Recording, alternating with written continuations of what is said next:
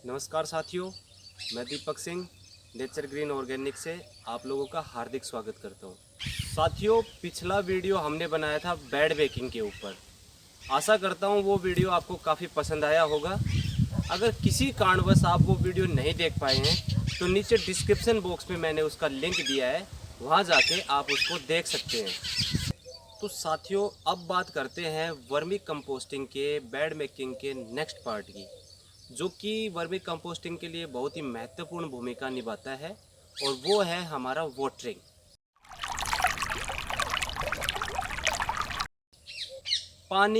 पानी हमारे केचुए की और खाद की प्रोडक्शन को काफ़ी हद तक बढ़ा सकता है।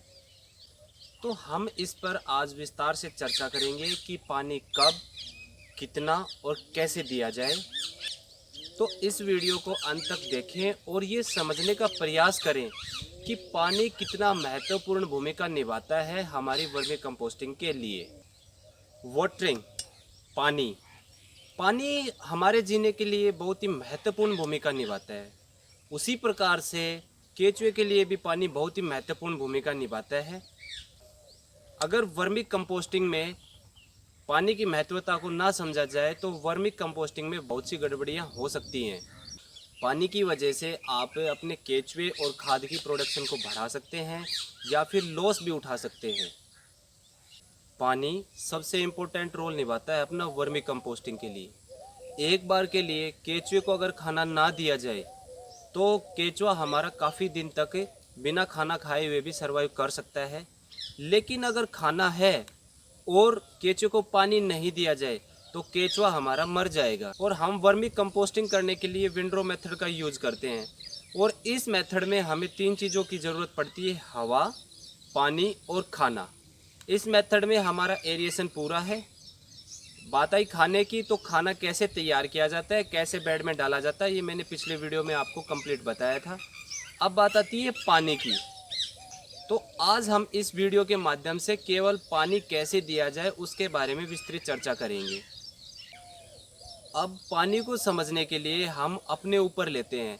हमारा जो शरीर है वो 70% पानी का बना होता है, और जब हमें प्यास लगती है तो हमारा वाटर लेवल वो नीचे चला जाता है, और हम पानी पीते हैं तो हमारा वाटर लेवल ऊपर आ गया, और बाकी का जो पानी है हम वो यूरिन की सहायता से बाहर निकाल देते हैं। अब बात आती है केचुए की। तो जो केचुआ है वो हमारा 90% पानी से बना होता है, 10% उसमें खाल होती है। अब हम तो अगर प्यास लगेगी तो बता देंगे कि मुझे प्यास लग रही है भाई, मुझे पानी दो। लेकिन केचुआ बोल नहीं सकता, तो वो कैसे बताएगा कि मुझे प्यास लगी हुई है या मुझे पानी की ज़रूरत है। केचुआ पानी का जीव है। अगर इसको पानी नहीं दिया जाए तो बहुत ज़्यादा समस्या खड़ी हो सकती है। लेकिन केचुआ फिर भी हमें हर बात बताएगा कि मुझे पानी की ज़रूरत है, पानी ज़्यादा है। ये सब बातें मैं आपको बताऊंगा कि हम कैसे चेक करें कि केचुए को पानी की ज़रूरत है या फिर ज़रूरत नहीं है। अगर हम बात करें मौसम के हिसाब से, तो हमारे भारत में डिफरेंट टाइप्स के मौसम होते हैं। जैसे अभी हमारे पास यहाँ बारिश का मौसम चल रहा है, बारिश के बावजूद फिर सर्दी आएगी, फिर गर्मी आएगी। तो इस टाइप से हम डिफरेंट टाइप्स के मौसम है वो हमारे सामने आते हैं। तो किस मौसम में किस तरीके से पानी डाला जाए, कितना डाला जाए, उसके बारे में अब हम चर्चा करेंगे। तो सबसे पहले हम चर्चा करते हैं बारिश के मौसम की। बारिश का मौसम आते ही आपके दिमाग में आया होगा कि बरसात या तो तेज़ होगी या बरसात धीरे होगी। तो बरसात तेज़ हो तब क्या करें, बरसात धीरे हो तब क्या करें? करना कुछ नहीं है, क्योंकि हमने जो ढकने के लिए बाजरे की पूली, धान की पराल या फिर गन्ने की पत्ती का जो यूज किया है, वो हमारा भारी बरसात हो या फिर धीरे बरसात हो उससे बचाव करेगी। अगर बरसात तेज़ होती है तो जब पानी उसके ऊपर पड़ेगा तो तेज़ी से पड़ा हुआ पानी लगभग अपना बाहर निकल जाएगा, कुछ हिस्सा हमारा बेड के अंदर जाएगा। और अगर बरसात हमारी धीरे हो रही है तो जब पानी उसके ऊपर गिरेगा तो वो कुछ पानी को सोख लेगी, और कुछ पानी सोखने के बावजूद अंदर जाएगा। और अगर उससे भी ज़्यादा अगर वो सोखता है नीचे पानी को, तो वो पानी हमारे साइडों से बाहर निकलना स्टार्ट हो जाएगा। और जब हमारा पानी बाहर निकलना स्टार्ट हो जाएगा तो हमने पहले जब बेड मेकिंग का काम किया था तो हमने पानी की निकासी को अच्छे से ध्यान में रखा था और वो पानी की निकासी के साथ ही बाहर निकल जाएगा। अब बात आती है कि बरसात के मौसम में कितना पानी दिया जाए और कब दिया जाए। अब बात आती है पानी लगाने की।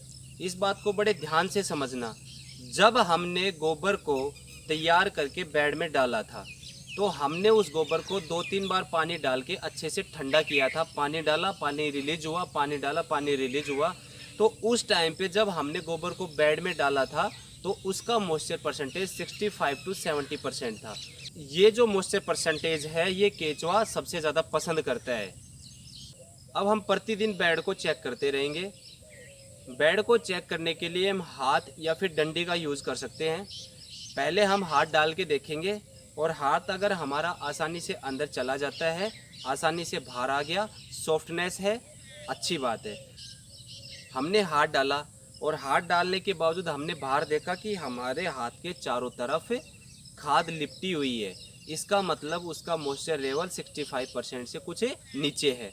और अगर डंडे का यूज़ करना चाहें तो हम डंडे को अगर उसके अंदर डालते हैं और डंडी को बाहर निकालने के बावजूद हमने चारों तरफ देखा, हमने देखा डंडी के चारों तरफ खाद लगी है, तो इसका मतलब उसका मॉइस्चर लेवल डाउन हो रखा है। अब बात आई कि केचुआ हमें कैसे बताएगा कि नमी कम है। तो हम पुराल हटाएंगे, ऊपर देखेंगे कि हल्की फुल्की नमी है, केचुआ बैठा है।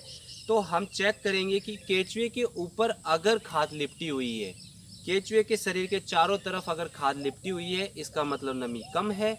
और अगर केचुए के शरीर के चारों तरफ खाद नहीं लिपटी हुई है, उसकी स्किन बिल्कुल रेड शाइन कर रही है, क्लाइटेलम बना हुआ है जो कि एक रिंग टाइप का होता है, इसका मतलब ये हुआ कि हवा, पानी और खाना बिल्कुल सब ठीक है। चलिए अब बात करते हैं सर्दी के मौसम की। तो सर्दी के मौसम में हमें पता है कि जो पानी होता है उस पानी का वाष्पीकरण बहुत कम होता है। तो बेड के अंदर हम कितना पानी लगाएं या ना लगाएं उसके बारे में हम डिस्कस करते हैं। तो सर्दी के मौसम में जब हम नया बेड बनाएंगे सिर्फ उसी में पानी दिया जाएगा, क्योंकि स्टार्टिंग में जब हम बेड बनाने के लिए खाना तैयार करते हैं तो उसका जो मॉइस्चर लेवल वो 65-70 हमें मेंटेन करते हैं। बस हमें कंप्लीट वो मेंटेन रखना है। हमारे यहाँ अक्टूबर के महीने में लगभग अक्टूबर के बाद अक्टूबर, नवंबर, दिसंबर, जनवरी और फरवरी पानी लगता ही नहीं है। बेड को निरंतर चेक करते रहेंगे। अगर बेड में नमी ज़्यादा है तो हमारा जो केचुआ है वो वाइट कलर का हो जाएगा। एग्जाम्पल के तौर पे अगर हम लें, एक बाल्टी के अंदर मैंने ठंडा पानी डाला और उसके अंदर मैं हाथ डालता हूँ, तो हाथ डालने के बावजूद थोड़ी देर बाद हम देखेंगे हमारा जो हाथ है वो वाइट हो जाएगा, रिंकल्स पड़ जाएंगे। ठीक इसी प्रकार से अगर बेड के अंदर पानी ज़्यादा होगा तो हमारा जो केचुआ है वो वाइट कलर का हो जाएगा, उसके स्किन पे रिंकल्स पड़ जाएंगे। होगा कुछ नहीं, क्योंकि जो केचुआ है वो -5 से लेके +55 डिग्री तक सर्वाइव कर सकता है।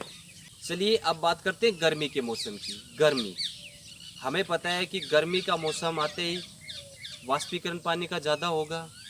जैसे हमें प्यास ज़्यादा लगती है, सर्दी के टाइम में हमने जो 3 या 4 गिलास पानी पी के काम चलाया, गर्मी आते आते अगर हम 15 से 20 गिलास पानी भी पी लें तो भी हमारे लिए कम पड़ते हैं।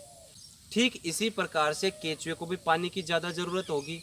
तो पानी गर्मी में कब और कितना और कैसे दिया जाए उसके बारे में चर्चा करते हैं। अब तो आपने देखा होगा कि बेड बनाने के लिए मैंने नॉर्थ टू साउथ इन बेडों को बना रखा है। नॉर्थ टू साउथ बेड बनाने के हमारे काफ़ी फ़ायदे हैं। सबसे पहले बात यह है कि जो हवा है वो हवा का संचार पूरा रहेगा, क्योंकि हमारे यहाँ या तो परवा फोन चलती है या फिर पछुआ। परवा का मतलब ईस्टर्न विंड, पछुआ का मतलब वेस्टर्न विंड। ये हमारे ज़्यादा चलती है तो हवा का संचार पूरा रहेगा। दूसरी बात आती है खाना। खाना हमने तैयार करके अच्छे से बेड में डाल दिया। अब तीसरी बात आती है हमारी पानी। तो पानी के लिए सबसे बेस्ट ऑप्शन है या तो हम सुबह 7 बजे से 9 बजे के बीच में पानी दें या शाम को 5 बजे के बाद पानी दिया जाए। इससे पानी देने से फ़ायदा कि अगर शाम को 5 बजे पानी दिया जाए तो पूरी रात केचुआ आराम से सर्वाइव करेगा, सुबह आते आते और वो ठंड में रहेगा और फिर 7 बजे हम दोबारा पानी उसको दे देंगे। तो दोबारा पानी देने के बावजूद वो जो पानी हमने दिया वो 12 बजे तक काम करेगा। तो टोटल अगर बात करें हम 24 घंटे में से 19 घंटे लगभग हमने उसको बिल्कुल ठंड के अंदर रखा है। अब बात आई 5 घंटे की, तो 5 घंटे 12 बजे से लेके 5 बजे तक केचुआ अपने आप को थोड़ा बहुत एडजस्ट कर लेगा, यानी कि थोड़ा सा एफर्ट्स करेगा। और वो क्या करेगा कि टॉप फ्लोर से आके या तो इस साइड में आएगा या फिर बैठ के इस साइड में आ जाएगा। विंडरो मेथड का फ़ायदा ये है कि जो हमारे पास साइड्स में अगर बात करें तो नमी हमारी बरकरार रहती है। सिर्फ ऊपर की लेयर को अगर हम देखें तो उसका सबसे ज़्यादा वाष्पीकरण होता है, और जब हमारा ऊपर से अगर वाष्पीकरण हो जाता है तो केचुआ वहाँ से उतर के साइड में आ जाएगा और आराम से अपने आप को सर्वाइव कर सकता है। तो इस तरीके से हम गर्मी के समय में भी अपने केचुए को बचा सकते हैं। तो साथियों, इस वीडियो के माध्यम से जितना हो सका उतनी जानकारी देने की मैंने आपको कोशिश करी है। अगर फिर भी आपका कोई क्वेरी अगर बाकी है तो कमेंट बॉक्स में आप डाल सकते हो या डायरेक्टली मेरे पास कांटेक्ट कर सकते हो। अगर आप हमारे चैनल पे नए हैं तो प्लीज़ इसको सब्सक्राइब करें, लाइक करें और लोगों को बताएं, ताकि ये जानकारी हमारे और दोस्तों को भी मिल सके। अपना कीमती समय देने के लिए बहुत बहुत धन्यवाद। नमस्कार।